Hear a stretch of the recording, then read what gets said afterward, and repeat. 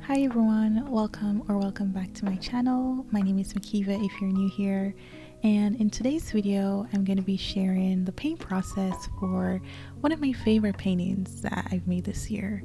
This was filmed a while back, but I knew I wanted to save the footage for a cozy paint with me video, so grab a cozy drink and get comfortable. And if you're going to be working on your own artwork as you watch this, well, that's even more cutesy of us. So I hope you enjoy this video, and thanks for joining me. And I hope that this video will bring a little bit of comfort to your day. So let's get started. So while I was thinking of what I wanted to talk about while you watch me paint today, I wanted to kind of keep you more interested rather than just, watching me paint, that I could also just chat with you guys. So I did ask on the YouTube community post and also on my Instagram stories for any questions that you guys might have for me, and I wasn't really expecting to get a response, but I did get a couple questions, and so I'm going to be trying my very best to answer the questions that you so wonderfully sent in to me. So our first question is, how do you create such cute content and art? Well, thank you so much for saying such kind and sweet words. I really appreciate it. And I really just feel like this question is really such a compliment. But I thought I would share a little bit of my story of how I even got into making art, making content on YouTube in the first place. And I thought that would be a nice way of letting you guys get to know a little bit about me, which I feel like I don't really share that often. Yeah, I just thought I would just share a little bit of my story and let that be sort of my answer to this very kind question. So I feel like when I started this YouTube channel, if you go all the way back on my channel, I didn't really start making videos around art right away. So when it comes to making art, I never grew up artistic in any sense. I never grew up drawing. I never grew up like keeping sketchbooks or sketching all the time. That was just not my thing. In fact, I kind of hated it because I just felt like I was so bad at it. So I just had no motivation to draw anything. And so it really wasn't until I was in my 20s that I started to really develop a love for art, and especially for illustration, which is really crazy to me. So yeah, when you see me making art today, I really started from nothing, like zero.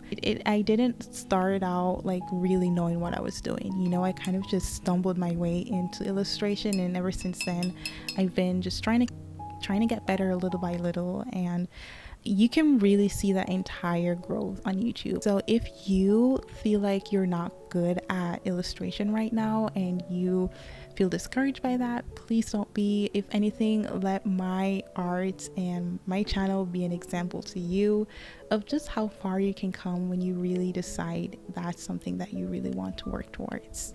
The next question, well, both next questions were about color, which is fun. Color is one of my favorite topics in art. The next question is, how do you choose your colors? They're always such a vibe.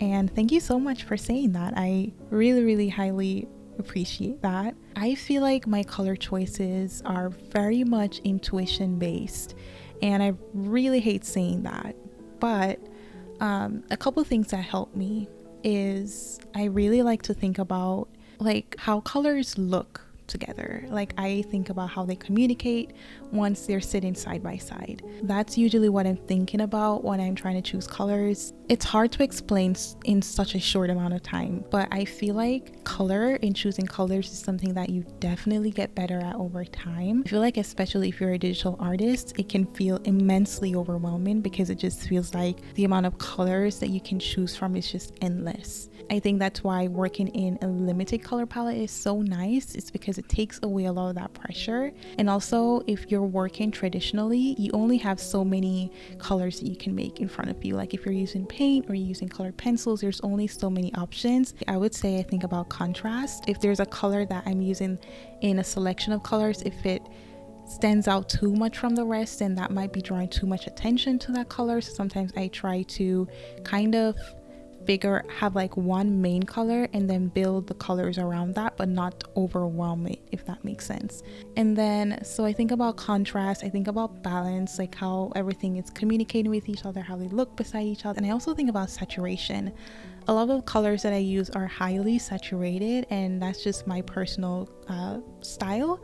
A lot of times in Procreate, when I choose a color, I up the saturation almost always on that color, because I really want my colors to pop. So that's kind of what I think about. I studied art in college. They do teach you a lot about color theory, which is great and all, like learning the color wheel, learning complementary colors. I think that's good knowledge to have. But if I'm being completely honest, when I sit down to make art and I'm thinking about colors, I never think about like my color theory. Like, I know the complementary colors, I know like what colors might look good together on the wheel, but a lot of times it's just a very intuitive process for me. I'm just like, okay, I like this color, what will look good with this color?